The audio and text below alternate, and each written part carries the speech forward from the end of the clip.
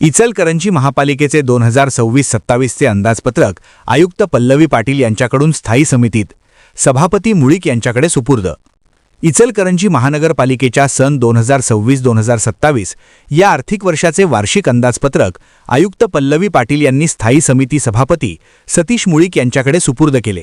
सोमवारी 9 मार्च महानगरपालिकेच्या लेखा विभागाने तयार केलेले सन 2026-2027 चे अंदाजपत्रक तसेच सन 2025-2026 या वर्षाचे दुरुस्त अंदाजपत्रक स्थायी समितीकडे सादर करण्यात आले. इचलकरंजी नगरपरिषदेचे जून 2022 मध्ये महानगरपालिकेत रूपांतर झाल्यानंतर मागील 3 वर्षे प्रशासनाकडूनच अंदाजपत्रक तयार करण्यात येत होते. यावर्षी मात्र जानेवारीत महानगरपालिकेची निवडणूक प्रक्रिया पूर्ण होऊन लोकनियुक्त सभागृह अस्तित्वात आले आहे. सोमवारी स्थायी समितीसह विविध समित्यांच्या सभापतींची निवड झाल्यानंतर अंदाजपत्रक सादर करण्याची प्रक्रिया पार पडली.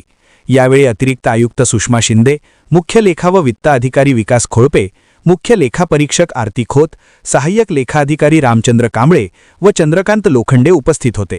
दरम्यान 12 मार्च रोजी स्थायी समितीच्या बैठकीत या अंदाजपत्रकावर सविस्तर चर्चा होणार असून मंजुरीनंतर ते अंतिम मान्यतेसाठी महासभेकडे पाठविण्यात येणार आहे.